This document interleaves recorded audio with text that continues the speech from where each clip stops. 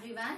Last time we have discussed about the different type of reactions. That is, we have talked about laws, different types of laws.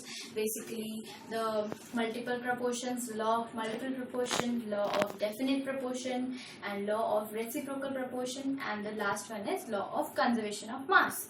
So, आज मैं आपके सामने कुछ नया discuss करने वाली हूँ. लास्ट टाइम हमने 4 लॉज डिस्कस किए थे, अभी 2 और रहते हैं और फिर डाल्टन्स एटॉमिक थ्योरी है गैसेस की. तो पहले आज मैं वो लॉज डिस्कस करूंगी और आपको सिग्निफिकेंट फिगर्स निकालना समझाऊंगी जो हमेशा एग्जाम में क्वेश्चंस उसके ऊपर बेस्ड आते ही आते हैं. ठीक है बेटा, तो चलो हमने लास्ट टाइम कौन से लॉज डिस्कस किए थे. हमारे पास कितने लॉज हैं टोटल डिफरेंट लॉज.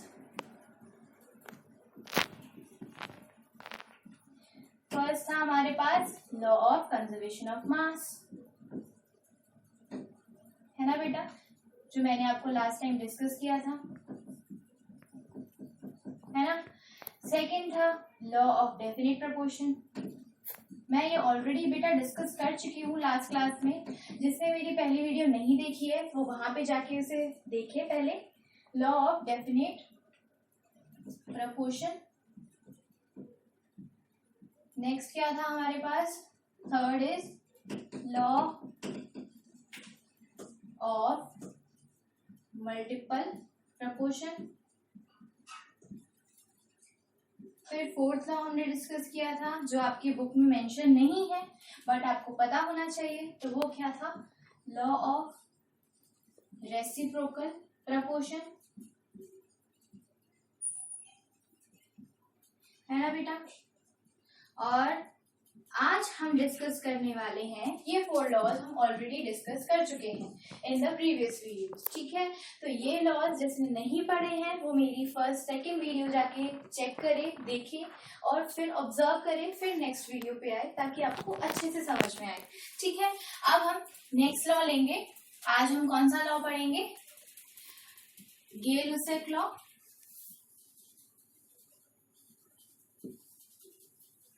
गे-लुसेक लॉ और 6 पढ़ेंगे हम एवोगैड्रो लॉ. ठीक है बेटा, आज हम इन दोनों लॉज के बारे में डिस्कस करेंगे. ठीक है, तो चलो सबसे पहले पढ़ते हैं गे-लुसेक लॉ. ठीक है, आपने घर पे ही कभी ऑब्जर्व किया होगा, ये भी लॉ घर पे ही डेली लाइफस्टाइल से ही जुड़ा हुआ है. ठीक है, तो इस लॉ ये लॉ कहता क्या है एक्चुअली, जब भी 2 गैसेस कंबाइन करती हैं. ठीक है, फॉर एग्जाम्पल मैंने कार्बन लिया, ठीक है, सॉरी कार्बन ले रही हूँ. एक काम करते हैं, गैसेस की बात कर रहे हैं तो हाइड्रोजन लिया, ठीक है, और क्लोरीन लिया. ठीक है, इससे मिला मुझे 2HCl. ठीक है, जब भी 2 गैसेस कंबाइन करती हैं, ये गैस है ये भी गैस है. ठीक है, तो जब 2 गैसेस कंबाइन करती हैं, ठीक है, और उनसे कुछ ना कुछ प्रोडक्ट बनता है. ठीक है, तो ये लॉ कहता है एक सेम टेम्परेचर पे और प्रेशर पे, टेम्परेचर और प्रेशर को चेंज नहीं करना. ठीक है, और 2 गैसेस को कंबाइन करना है. तो 2 गैसेस कंबाइन करती है, when the 2 gases combine at the same temperature and the pressure, then their volume, मतलब इनके वॉल्यूम. अगर मैं रिएक्टेंट्स के वॉल्यूम की बात करूं तो यहाँ पे देखो H2 और Cl2, यहाँ पे 2HCl कंप्लीट है, इक्वेशन तो कंप्लीटली बैलेंस्ड है. ठीक है बेटा, तो जब ये वॉल्यूम से कंबाइन करती हैं तो इनके जो वॉल्यूम होते हैं ना बेटा, उनका रेशियो जो होता है वो एक होल नंबर रेशियो होता है. That means when the 2 gases combine and they do so in a volume, so they will bear the perfect whole number ratio. इनके बीच में एक होल नंबर रेशियो होता है, इनके वॉल्यूम के बीच में एक होल नंबर रेशियो होता है. फिर से सुनो, ध्यान से सुनो.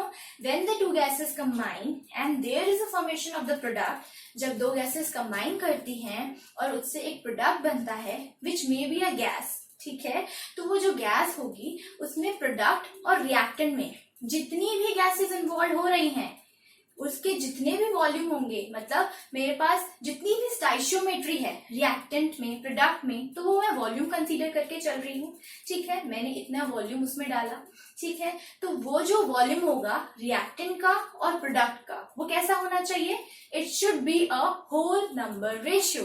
The gases which are combined and forming a product, the volume which they bear, they should have a whole number ratio. Okay बेटा, got it? ठीक है, इसका मतलब क्या है, अगर यहाँ पे वन वॉल्यूम मैं कंसीडर कर रही हूँ 1 लीटर, यहाँ पे भी 1 लीटर, तो यहाँ पे 2 होगा, तो इसका रेशियो क्या होगा 1:1:2. देखो ये क्या है, एक होल नंबर रेशियो, यही हमारा गिब्स-लिस्टिक लॉ कहता है. ठीक है, क्या कहता है, फिर से मैं रिपीट कर रही हूँ बेटा, ध्यान से समझो. When the two gases combine, here we have hydrogen and the chlorine. When they combine and they are forming the product which is a gas, then their volume which they do so, they should have in a whole number ratio. Okay? अब हम थोड़ा daily life example समझने की कोशिश करते हैं. देखो statements तो बहुत सारी होती हैं, अलग अलग चैप्टर की अलग अलग स्टेटमेंट, इसी लॉ पे डिफरेंट स्टेटमेंट बना देते हैं लोग चीजों को सिंप्लीफाई करने के लिए, आपके लिए. तो हम थोड़ा और सिंप्लीफाई करते हैं और समझते हैं कि हमारे डेली लाइफ में ऐसा क्या होता है जहाँ पे ये लॉ एक्चुअली वैलिड है, जहाँ पे हम इसको यूज कर सकते हैं. तो ध्यान से सोचो कि जब भी आप प्रेशर कुकर होता है, खाना बनता है प्रेशर कुकर में ही बनता है. ठीक है, तो प्रेशर कुकर में ना नॉब होती है. ठीक है, सीटी आती है ना, आती है ना. तो वो जो नॉब होती है ना, वहां पे एयर होल होता है. कभी आपने ऑब्जर्व किया है, तभी तो वो नॉब खुलती है, अदरवाइज तो कुकर फट जाएगा ना. इट में बर्स्ट, क्यों बर्स्ट हो जाएगा, ऐसा इस लॉ की वजह से ही होता है. तो ध्यान से समझो कि जैसे जैसे हम प्रेशर बढ़ाते हैं ना बेटा, टेम्परेचर भी बढ़ता है. दे वेरीज साइमल्टेनियसली. तो वो जो वेरी करते हैं ना एक इक्वल वॉल्यूम पे. समझो मैं कुछ भी बना रही हूँ, ठीक है, प्रेशर कुकर में बना रही हूँ, लेकिन गड़बड़ी हो गई कि जो मैन्युफैक्चरर था उसने उस प्रेशर कुकर के नॉब में एयर होल नहीं बनाया. ठीक है, समझो उसने एयर होल नहीं बनाया, तो क्या होगा ना, जब मैं खाना बनाऊंगी ना उस पे, तो वो प्रेशर कुकर फट जाएगा. Why is it so? ऐसा इसलिए हुआ, जैसे जैसे टेम्परेचर बढ़ा वैसे वैसे प्रेशर भी बढ़ा, और जब प्रेशर और टेम्परेचर दोनों बढ़ गए तो क्या हुआ, वो बर्स्ट कर गया. प्रेशर को रिलीज होने का कोई जगह नहीं मिली. तो जब प्रेशर रिलीज आउट ही नहीं हो पाया तो वो बर्स्ट हो गया, और यही हमारा गिब्स-लिस्टिक लॉ है. इसी के चक्कर में तो उस पे नॉब बनाई जाती है, उस पे एक नोजल होता है जिससे एयर पास हो सकती है. इसी वजह से तो प्रेशर रिलीज आउट करना बहुत जरूरी होता है. अदरवाइज टेम्परेचर जैसे जैसे बढ़ेगा प्रेशर भी उसके साथ वेरी करना स्टार्ट कर देगा, और यही हमारा गिब्स-लिस्टिक लॉ कहता है. ठीक है, एक और एग्जांपल लेते हैं और समझने की कोशिश करते हैं बेटा. तो ध्यान से सोचो, कभी कार तो बहुत लोग चलाते हैं ना, आजकल तो थोड़े से बड़े हो जाते हैं, कार चलाने का शौक होता है सबको ही. तो कभी आपने ऑब्जर्व किया होगा कि ज्यादा गर्मी होती है ना, जब टेम्परेचर बहुत ज्यादा होता है तो टायर फट जाता है. ऑब्जर्व किया है, किसी ने तो ऑब्जर्व किया होगा. कभी आपके किसी फ्रेंड के साथ ही ऐसा हो गया होगा, किसी दूसरे फ्रेंड के साथ हो जाता है ऐसा. गर्मी बहुत ज्यादा होती है जब टेम्परेचर बढ़ जाता है. ठीक है, और आपका जो टायर है वो कंप्लीटली बाइंडेड है, उसके पास कोई होल नहीं है जिससे वो एयर अपनी निकाल सके. तो ऐसा टेम्परेचर जैसे जैसे बढ़ता जाता है, उस टायर के अंदर प्रेशर भी बढ़ता है, और जब प्रेशर बढ़ता है वॉल्यूम तो उतना ही है, वॉल्यूम तो हम इक्वली कंसीडर कर रहे हैं. हमने अभी भी क्या कहा, वॉल्यूम जो है वो होल नंबर रेशियो होने चाहिए, वॉल्यूम में मैं कोई चेंज नहीं कर रही हूँ.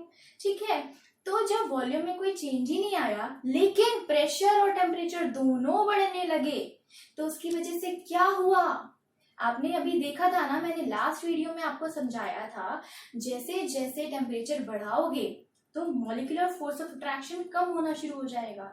जो गैसेस होती हैं वो दूर भागना स्टार्ट कर देती हैं, और वो दूर कब भागेंगी, जहां उन्हें स्पेस मिलेगा, और जहां स्पेस नहीं मिला वहां बस्ट, कुछ नहीं, फट जाएगा. समझ में आई मेरी बात? यही आपका गिब्स-लिस्टिक लॉ है. समझ में आया बेटा? तो गिब्स-लिस्टिक लॉ क्या कहता है कि जब भी दो गैसेस कंबाइन करती हैं तो वो जिस वॉल्यूम में कंबाइन करती हैं, जिस वॉल्यूम में कंबाइन कर रही हैं, तो जो प्रोडक्ट बन रहा है उन सब वॉल्यूम का रेशियो एक होल नंबर रेशियो होना चाहिए. ये तो सिंपल डेफिनेशन है, लेकिन हमें समझना ये है कि ये वैलिड कहाँ पर है, इसका मतलब ये है कि जब भी हम टेम्परेचर बढ़ाएंगे तो प्रेशर भी बढ़ना शुरू हो जाएगा। ये हमारा ये लॉ कहता है और हमने ये ऑब्जर्व भी किया है प्रेशर कुकर में, एयर टायर में। समझ में आया बेटा? तो ये चीजें ऑब्जर्व करना सीखो। जब आप चीजों को ऑब्जर्व करोगे तो आपको अच्छे से समझ में आएगा कि actually what is happening over there and why is it happening, क्यों हो रहा है ये। तो ये हमारे गेल-लुसिक लॉ की वजह से हो रहा है। ठीक है बेटा, आई होप मैं आपको समझा पाई हूँ कि ये लॉ कहना क्या चाहता है। ठीक है, सिंपल डेफिनेशन आती है इस लॉ पे और कभी कभी क्वेश्चन उस टायर के बेस पे पूछा जा सकता है कि on which law it is based, तो आपको ये लॉ बताना है। ठीक है बेटा, तो चलो इसी के साथ आगे बढ़ते हैं हमारे नेक्स्ट लॉ पे, विच इज एवोगैड्रोस लॉ। ठीक है, our next law is Avogadro law. ठीक है, डेफिनेशन लिख देती हूँ बेटा, देखो गेल-लुसिक लॉ की। When two gases combine, when two gases combine at same temperature बेटा, टेम्परेचर प्रेशर को यहाँ चेंज नहीं कर रहे हैं। अगर टेम्परेचर बढ़ा, प्रेशर बढ़ा तो प्रॉब्लम है। तो यही गेल-लुसिक लॉ कहता है कि प्रेशर और टेम्परेचर को चेंज नहीं करना है, तभी वॉल्यूम इक्वल होगा, तभी वॉल्यूम होल नंबर रेशियो आएगा। अदरवाइज वॉल्यूम पे भी फर्क पड़ना शुरू हो जाएगा, बिकॉज प्रेशर और वॉल्यूम का इनवर्स रिलेशनशिप होता है। जैसे जैसे वॉल्यूम बढ़ेगा प्रेशर कम होगा, प्रेशर बढ़ेगा वॉल्यूम कम होगा। तो ध्यान से समझना है इस चीज को। So when two gases combine at same temperature and pressure, then the volume which they do so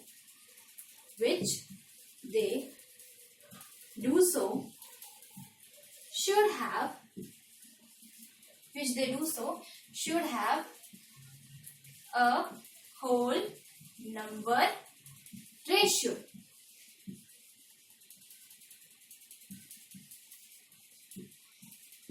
okay बेटा, आप ये डेफिनेशन नोट डाउन कर लो। ठीक है, आप फटाफट नोट डाउन कर लो इसे।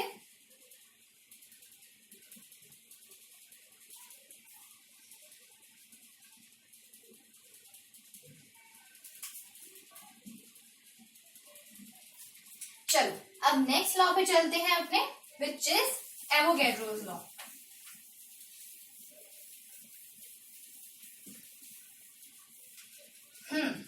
अब एवोगैड्रोस लॉ क्या कहता है? बहुत सिंपल सी चीज है। एवोगैड्रोस लॉ बहुत टाइम पे यूज होने वाला है। मोल्स के बारे में आप पढ़ने वाले हो, मॉलिक्यूल्स के बारे में आप पढ़ने वाले हो, तो हम एवोगैड्रोस लॉ से ही आगे बढ़ेंगे और हम समझेंगे एक्चुअली मोलैरिटी, मोलालिटी, नॉर्मैलिटी, बहुत सारी चीजें हैं जो आप समझोगे, लेकिन उसका बेस कौन है? Avogadro's law. तो हम उसे समझेंगे सबसे पहले। ठीक है, तो ये लॉ कहता क्या है? When equal volume of gases, when equal volume of gases combine at same temperature and pressure, at same temperature and pressure, then they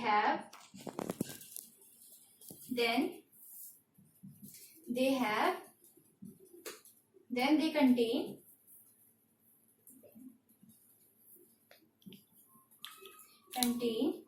equal number of molecules, equal number of molecules। इसका मतलब क्या है बेटा?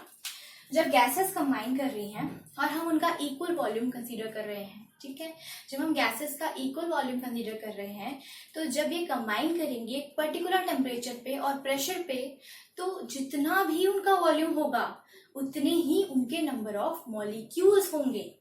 ठीक है बेटा, उतने ही उनके नंबर ऑफ मॉलिक्यूल्स होंगे। और इसकी वैल्यू क्या होती है? एवोगैड्रोस नंबर होता है। ठीक है, इसकी वैल्यू क्या होती है? 6.023 into 10⁻23। ठीक है, पर मोल। पर मोल का क्या मतलब है, इसमें इसकी वैल्यू ना पर मोल में होती है। इसका क्या मतलब है कि एक मोल के अंदर अगर मैं किसी एक गैस की बात कर रही हूं और मैं उसका एक मोल कंसीडर कर रही हूं, मोल थोड़ी मॉलिक्यूल से बड़ी टर्म हो जाती है, थोड़ी सी बड़ी, ठीक है। तो उस मोल के अंदर इतने सारे नंबर ऑफ मॉलिक्यूल्स होते हैं, इतने सारे, मतलब एक मोल के अंदर, एक मोल छोटी सी चीज है, उसके अंदर इतने सारे मॉलिक्यूल्स होते हैं। यही हमारा एवोगैड्रो नंबर होता है जो हम आगे यूज करेंगे। ये है एवोगैड्रोस नंबर, ठीक है। इसे आपको याद रखना है क्योंकि इन फ्यूचर आपको इसकी जरूरत पड़ने वाली है ऑल द टाइम। जब हम चैप्टर्स के क्वेश्चंस करेंगे तो भी आपको इस नंबर की जरूरत पड़ेगी। फिजिकल केमिस्ट्री हम पार्ट पढ़ रहे हैं, ठीक है। तो इस फिजिकल केमिस्ट्री में मैं आपको स्टार्टिंग से एक ही बात बोलूंगी और एंडिंग तक यही बोलूंगी कि आप कोई भी क्वेश्चन फिजिकल का आराम से सॉल्व कर सकते हैं अगर आपको उसकी यूनिट पता हो। समझ में आ रही है आपको मेरी बात? चाहे कितना भी खतरनाक से खतरनाक क्वेश्चन हो, इट मे बी डिफिकल्ट, कितना भी डिफिकल्ट क्वेश्चन हो, आपको उसका फॉर्मूला नहीं आता हो, लेकिन अगर आपको उसकी यूनिट्स पता है तो आप उस क्वेश्चन को बहुत आसानी से सॉल्व कर सकते हो। तो मैं स्टार्टिंग से लेकर एंडिंग तक फिजिकल केमिस्ट्री में सिर्फ यूनिट्स पे ही फोकस करूंगी, स्पेशली यूनिट्स पे। तो आप यूनिट्स के थ्रू कोई भी आंसर निकाल सकते हो बेटा। तो इस चीज का खास ख्याल रखना कि जब भी मैं यूनिट्स पे जोर दूं तो इसका मतलब है आपको उसका ध्यान देना है। ऐसा यूनिट्स क्या होती हैं, आपको उसका ध्यान देना है। कैसे कन्वर्जन करते हैं अभी मैं आपको साइंटिफिक यूनिट में लिखना सिखाऊंगी कि एक्चुअली बहुत सारे क्वेश्चन हैं, आपको सारे आंसर्स साइंटिफिक यूनिट में ही लिखने होते हैं। जैसे जैसे आप बड़े होगे आपको सारे आंसर साइंटिफिक यूनिट में ही लिखने हैं। तो आज हम वो भी सीखेंगे और सिग्निफिकेंट फिगर्स भी सीखेंगे, ठीक है बेटा। तो ये हमारे लॉज कंप्लीट होते हैं, ठीक है। इसी के साथ आप इसे नोट डाउन कर लो, मैं फटाफट इसे रब कर देती हूँ, ठीक है बेटा। तो चलो आगे बढ़ते हैं इसी के साथ। अब हम पढ़ेंगे what are scientific notations. Scientific notations होती क्या है, ठीक है। हम साइंस में, जैसे मैथ्स में आप नंबर्स यूज करते हो ना, नंबर्स को पॉइंट्स में लिखते हो, नॉर्मल पॉइंट्स में लिखते हो, यहाँ पे हम साइंटिफिक नोटेशन में लिखते हैं। साइंटिफिक नोटेशन में, और नॉर्मली कहूं तो एक्सपोनेंशियल नोटेशन में, एक्सपोनेंशियल फॉर्म में। एक्सपोनेंशियल फॉर्म आपने 7th क्लास में मैथ्स में जरूर पढ़ी होगी। एक्सपोनेंशियल आपने पढ़ा होगा इसे, एक्सपोनेंशियल फॉर्म। इसमें थोड़ी सी प्रॉब्लम होती है, हर बच्चे को होती है। आज मैं आपको सिंपल ट्रिक बताऊंगी जिससे हर क्वेश्चन को सॉल्व करना बहुत आसान है और आप कभी भी गलती नहीं करोगे, ठीक है। तो चलो सिंपल क्वेश्चन करते हैं। सबसे पहले 0.0023 इसे हमें लिखना है साइंटिफिक नोटेशन में, ठीक है। तो कैसे लिखेंगे, तो हम सबसे पहला काम क्या करेंगे, हम कुछ चीजें लर्न नहीं करेंगे इस टॉपिक के अंदर। कुछ भी लर्न नहीं करेंगे कि राइट साइड जाओ तो 10 की पावर बढ़ रही है, लेफ्ट साइड जाओ कम हो रही है, नहीं, हम ये नहीं पढ़ेंगे। हम चीजों को और अच्छे से समझेंगे, इस तरीके से समझेंगे जिससे आप कभी भी गलती ना करो, एरर का कोई चांस ही नहीं है। तो हम क्या करेंगे, ये डेसिमल हटाएंगे और इसके नीचे डेसिमल के बाद जितनी भी डिजिट्स हैं उनको 10 की पावर बनाएंगे। जैसे यहाँ पे 1 2 3 4, ध्यान से देखो डेसिमल के बाद कितनी डिजिट्स है हमारे पास, 1 2 3 4। तो यहाँ पे मैंने लिखा 1 2 3 4, ठीक है। अब ये नंबर बना क्या, इट इज 23/1 2 3 4, 10,000, ठीक है। और मैं इसे क्या लिख सकती हूँ, अगर 10 है मतलब समझो 0 हमारे पास 4 है तो इसे क्या लिखते हैं, और 10⁻⁴ क्या लिखते हैं बेटा इसे, 10⁻⁴। अब हम इसे और क्या कर सकते हैं, ध्यान से देखना बेटा, अगर आपने ये चीज समझ ली तो आप कभी भी साइंटिफिक नोटेशन में कोई गलती नहीं करोगे. There is a negligible chances of errors. कोई चांस नहीं है, एरर आएगा ही नहीं. ठीक है, तो ध्यान से देखो. अब ये 10⁻⁴ जो है नीचे है डिनोमिनेटर में और ये पावर पॉजिटिव है. लेकिन अगर मैं इसे न्यूमरेटर में लेके जाऊं, ध्यान से समझो, अगर मैं इसे न्यूमरेटर में लेके जाऊं तो कुछ तो चेंज होना चाहिए. जैसे मल्टीप्लिकेशन का ऑपोजिट क्या होता है, डिवीजन, वैसे ही यहाँ पे भी कुछ ना कुछ रेसिप्रोकल होना चाहिए.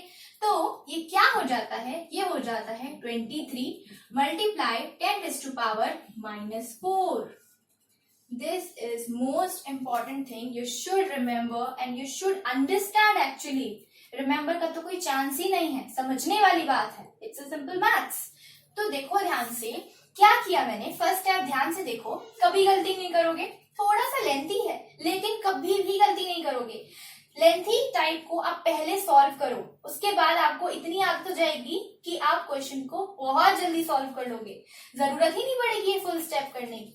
लेकिन सबसे पहले understanding is more important than the short tricks. I can tell you short tricks also, but I want that there is a minimum chances of errors. Okay, so first of all what we have done is, मैंने क्या किया, यहां से decimal को हटाया.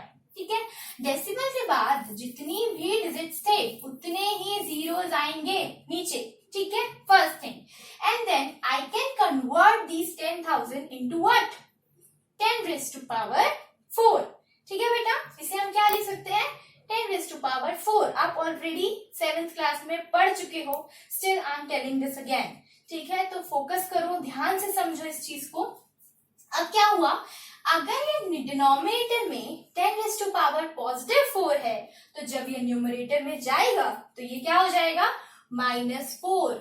क्या ये अभी भी साइंटिफिक नोटेशन है, नहीं. साइंटिफिक नोटेशन तब बनेगी जब एक डिजिट के आगे डेसिमल होगा. समझ में आई मेरी बात, एक डिजिट के आगे डेसिमल. ठीक है, तो अब ध्यान से देखो ध्यान से, ये है 10⁻⁻⁴. ठीक है, और मैं चाहती हूं ये बन जाए 2.3. मैं चाहती हूँ ये बन जाए 2.3. ठीक है, तो क्या करें कि ये 2.3 बन जाए, क्या करें, तो जब ये 10⁻⁴ बना था उससे पहले क्या था, 1/10⁻, क्या लिख सकते हैं इसे, 10⁻3. ठीक है, और मल्टीप्लाई 10, ऐसे भी तो लिख सकते हैं इसे. ठीक है, तो अब ध्यान से देखो, मैं यहाँ पे डेसिमल पहले कहाँ है, यहाँ पे है. अगर मैं इसको लिखूं ना 23 को, तो मैं इसे कैसे लिख सकती हूँ, 23.0. ठीक है, मैं इसको कैसे लिख सकती हूँ, देयर इज अनदर फॉर्म. मैं इसे कैसे लिख सकती हूँ, 23.0. अब मैं क्या चाहती हूँ, मेरा डेसिमल लेफ्ट साइड में शिफ्ट कर जाए. क्या चाहती हूँ मैं, मेरा डेसिमल लेफ्ट साइड पे शिफ्ट कर जाए. इसका मतलब क्या है कि लेफ्ट साइड पे शिफ्ट करने पर मेरी पावर पे कोई तो फर्क पड़ना चाहिए. तो ये क्या हो जाएगा, जब हम लेफ्ट साइड पे जाएंगे तो इसकी पावर जो है वो 1 लेस हो जाएगी. कैसे, ये हो जाएगा 2.3 इंटू 10⁻⁻3.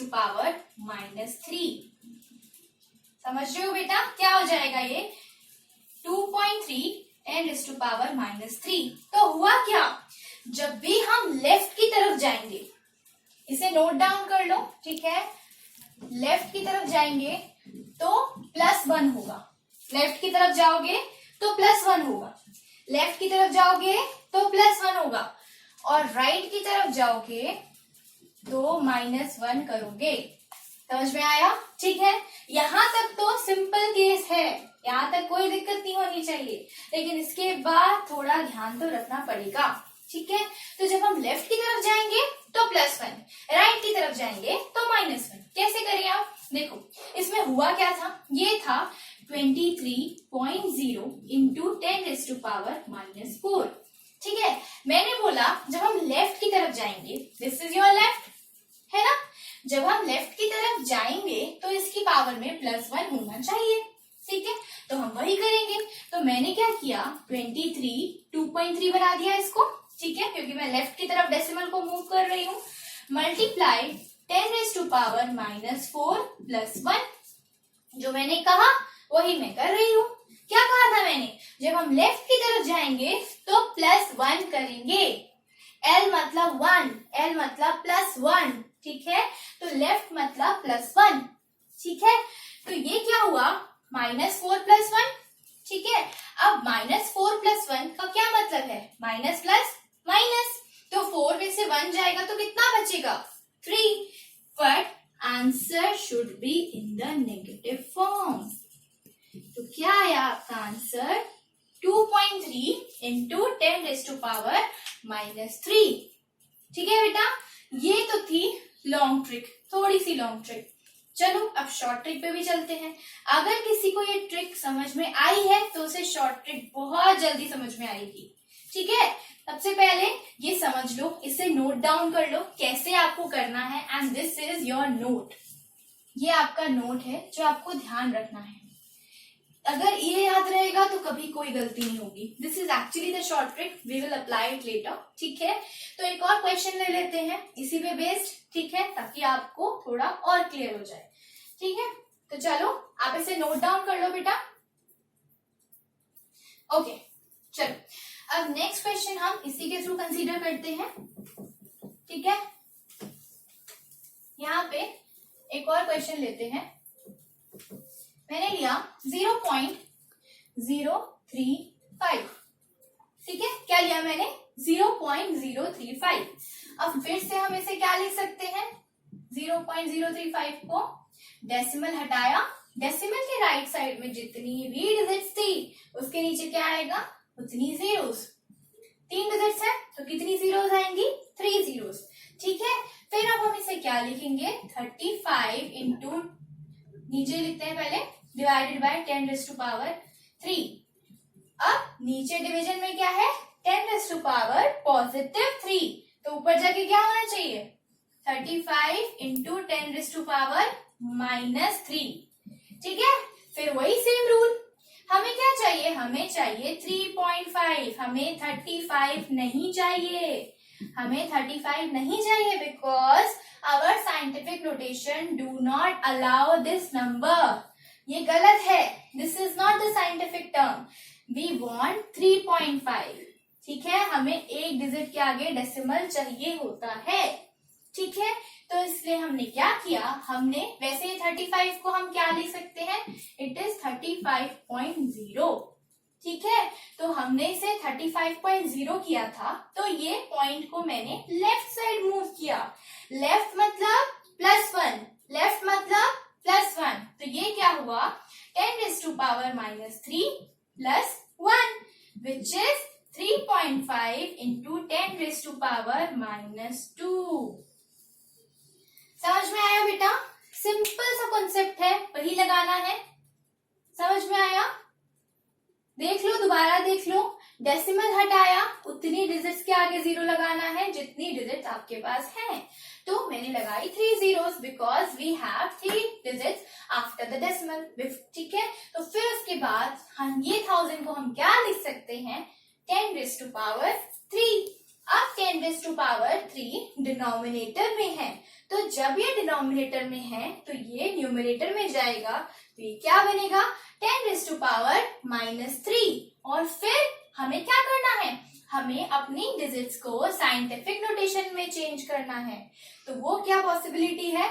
हम अगर अपने डेसिमल को लेफ्ट में लेकर जाएं, तो लेफ्ट मतलब +1, लेफ्ट मतलब +1, तो ये क्या हुआ? -3 + 1 विच इज -2। ओके बेटा, चलो अब थोड़ा सिंपल ट्रिक लगाते हैं, ठीक है। इरेज कर रही हूं मैं, आप इसका स्क्रीनशॉट ले लो और आप फिर इसे फर्दर अपने आप सॉल्व करो, ठीक है। कुछ क्वेश्चंस यहाँ पे मैं आपको दे देती हूँ, पहले हम थोड़ा शॉर्ट ट्रिक डिस्कस कर लें, ठीक है। तो शॉर्ट ट्रिक्स में मैंने लिया 350.8 इंटू 10⁻², ठीक है। अब हमें क्या करना है? हम चाहते हैं साइंटिफिक नोटेशन। साइंटिफिक नोटेशन का क्या मतलब है? मुझे डेसिमल 3 के आगे चाहिए, है ना। तो 3.5 3.508 मुझे ये चाहिए। अब मुझे यहां से यहां जाने के लिए 1 2 टाइम्स पीछे जाना पड़ेगा। इसका मतलब +1 को 2 से मल्टीप्लाई करूं तो क्या बनेगा 2। इसका मतलब मुझे अपने डेसिमल को जब लेफ्ट की तरफ जाना है तो मुझे +1 करना पड़ेगा, है ना, लेफ्ट की तरफ जाना है। तो अगर मुझे 2 टाइम्स जाना है, 2 टाइम्स पीछे जाना है तो मैं क्या करूंगी +2। तो 10⁻², +1 एक बार मूव किया तो ये 5 पर आएगा, दूसरी बार मूव करूंगी तो ये 3.5 पे आएगा। ठीक है बेटा, तो ये क्या हो गया 3.508 into 10⁻⁴। Are you getting my point? समझ में आ रहा है बेटा? सिंपल सा कंसेप्ट है। लेफ्ट मतलब पीछे जाना है, ठीक है, लेफ्ट मतलब डेसिमल को पीछे लेके जाना है। इसका मतलब प्लस करना है, अपनी पावर्स को प्लस करना है। ठीक है, तो चलो थोड़ा और एग्जाम्पल लेते हैं। ठीक है, नेक्स्ट एग्जाम्पल क्या है, हमने लिया 602.3 इंटू 10⁻⁻3। ठीक है, थोड़ा बड़ा डिजिट ले लेते हैं, -13। ठीक है, अब मुझे क्या करना है, फर्दर मुझे 2 टाइम्स पीछे जाना है। तो ये क्या हो गया अगेन 6.023, ठीक है, इंटू 10⁻⁻, क्या था हमारे पास -13। मुझे क्या करना है, लेफ्ट में +1 ऐड करना है। तो मैं कितनी बार मूव किया है अपने डेसिमल को 2 टाइम्स। देखो ध्यान से 2 टाइम्स, 1 and 2, सो +1, ठीक है, जितनी बार आप ऐड करोगे उतनी बार आप +1 को ऐड करोगे। ठीक है, तो 6.023 multiply 10⁻⁻11। Are you getting my point? -13 +2 इन +1 को मैं क्या लिख सकती हूँ +2, तो 13 में से 2 गए 11 and answer in the negative form. क्यों? क्योंकि मेरे ग्रेटर नंबर के आगे माइनस का साइन है। समझ में आया बेटा? ध्यान से देख लो, कोई गड़बड़ है तो मुझे कमेंट सेक्शन में बताना। ओके, तो चलो इसके लिए मैं आपको होमवर्क दे देती हूँ, ठीक है, ताकि आप इसे सॉल्व कर पाओ। जिससे नहीं हो मुझे कमेंट सेक्शन में बताना, मैं उसके लिए सॉल्व कर दूंगी नेक्स्ट वीडियो में।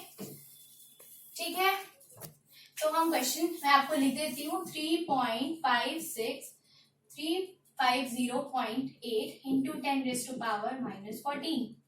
ठीक है, इसे साइंटिफिक नोटेशन में चेंज करो 0.00238 इंटू 10⁻⁻10।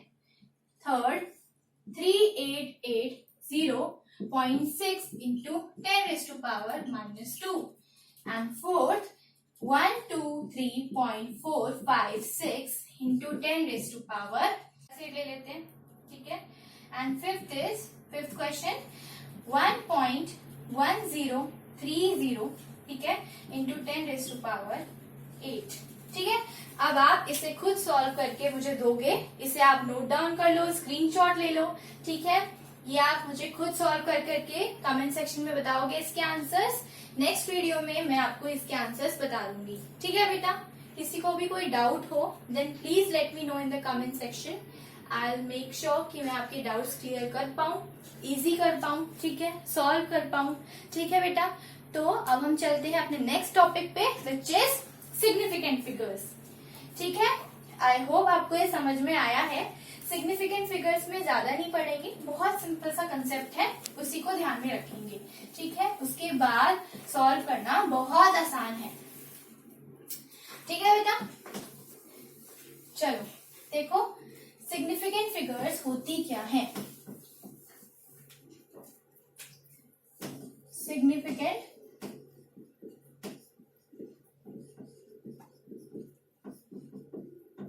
फिगर्स, ठीक है, ये क्या होती हैं सिग्निफिकेंट फिगर्स? ये फिगर्स क्या होती हैं, नॉर्मली जो नंबर्स हैं, ठीक है, हम नॉर्मली नंबर्स को एक्यूरेसी के साथ लिखते हैं, उससे ही सिग्निफिकेंट फिगर्स कहते हैं। ठीक है, क्वांटिटी, ठीक है, और uh number measured in with accuracy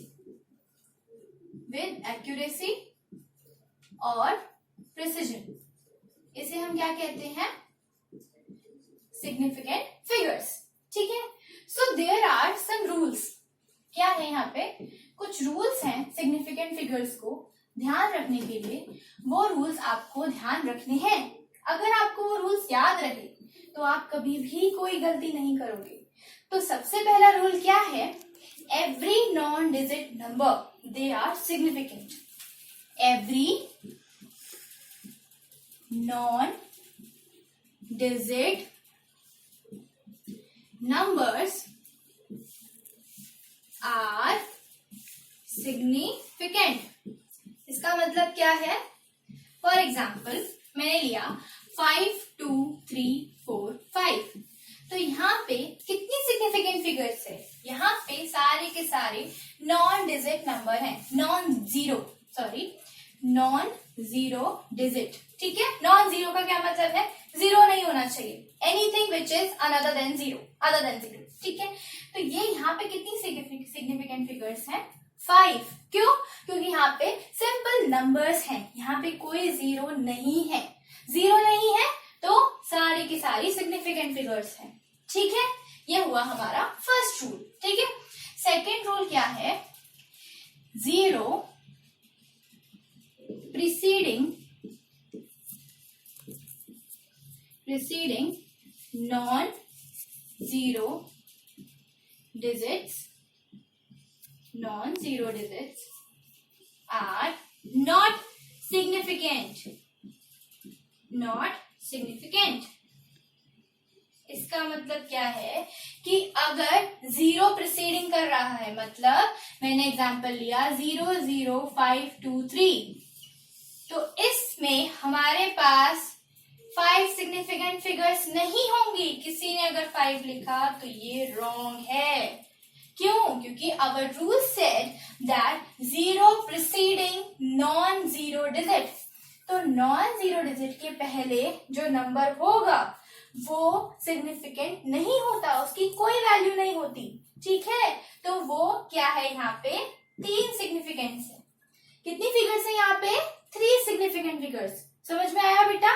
सबसे पहला rule, every non zero digit number are significant. ठीक है, तो जितनी भी नॉन जीरो होंगी 5 2 7 8 9 1 3, okay, all non zero, they are significant. But the zero preceding non zero digit के पहले अगर जीरो आया तो वो सिग्निफिकेंट नहीं कहलाएगा, because it is not measured. ठीक है, इट इज नॉट मेजरेबल।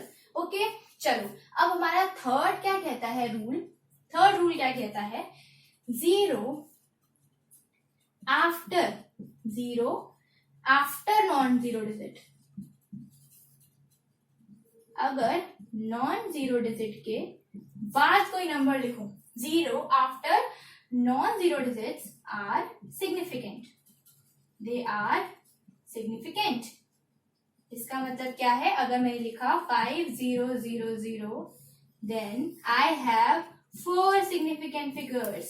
समझ में आया बेटा। इसका मतलब क्या है कि अगर नॉन जीरो डिजिट के बाद जीरो है, ठीक है, अगर 3 4 5 6 7 के बाद, अगर 3 4 5 6 7 के बाद जीरो है तो वो क्या होगा, वो सिग्निफिकेंट होगा। समझ में आया बेटा मेरी आपको बात, समझ में आ रहा है। क्या कहा मैंने सबसे पहले कि जितने भी नॉन डिजिट नंबर्स होते हैं वो सिग्निफिकेंट होते हैं। फिर दूसरा क्या था, zero preceding non zero digit, मतलब 5 4 6 7 कोई भी नॉन जीरो डिजिट ले लो, उससे पहले अगर जीरो आ रहा है तो वो सिग्निफिकेंट नहीं कहलाएगा, because it is not measured. ठीक है, उसे हम मेजर नहीं कर सकते। ठीक है, लेकिन आप 5000 को 5 तो नहीं कह सकते हो। ठीक है, तो वो क्या है, वो मेजरेबल है। अगर वो मेजरेबल है इसका मतलब क्या है, वो सिग्निफिकेंट है। समझ में आ रही है आपको मेरी बात बेटा। आप इसे फटाफट नोट डाउन कर लो, फिर हम नेक्स्ट करते हैं।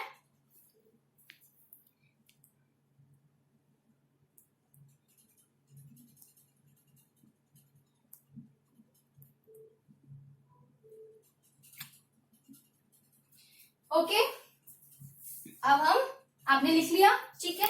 अब नेक्स्ट पे चलते हैं। ये 4 लॉ आपको याद रखने हैं, ठीक है। अगर आपको ये याद रहा तो कभी भी कोई गलती नहीं होगी, ठीक है। तो 4th लॉ क्या है हमारा, 0 between non-zero digits are significant। इसका मतलब क्या हुआ कि अगर फॉर एग्जाम्पल ध्यान रखना, कभी गलती नहीं करोगे, 5 0 0 0 0 8, तो इसमें कितनी सिग्निफिकेंट फिगर्स होंगी। What our rule said that 0 between non-zero digits के बीच में जितने भी zeros होंगे they are actually significant। तो यहाँ पे कितने significant figures हो गई, 1 2 3 4 5 6। So how many figures are there, significant figures, 6 significant figures are there। Understood बेटा। मैंने आज आपको क्या समझाया कि हम एवोगैड्रोस लॉ को हमने पढ़ा, ठीक है, गेल-लुसेक लॉ को पढ़ा, उसके डेली लाइफ एग्जाम्पल को पढ़ा। उसके बाद मैंने आपको बताया आपको किसी भी क्वेश्चन को साइंटिफिक नोटेशन में कैसे लिखना है, ठीक है। फिर उसके बाद मैंने आपको बताया कि सिग्निफिकेंट फिगर्स क्या होती है। सिग्निफिकेंट फिगर्स होती क्या है, हम उसे मेजर कर सकते हैं, तो हम उसे अपने रूल्स में बताया, ठीक है। तो रूल्स में बताया, तो रूल्स में हमने क्या सीखा कि जो चीजें मेजरेबल हैं वही हमारी सिग्निफिकेंट फिगर्स हैं, ठीक है। तो 0 अगर आपका नॉन जीरो डिजिट के पहले आया तो उसका कोई मतलब नहीं है, उसकी कोई वैल्यू नहीं है। लेकिन अगर वो नॉन जीरो डिजिट के बाद में आया तो उसकी वैल्यू हो जाती है, ठीक है बेटा।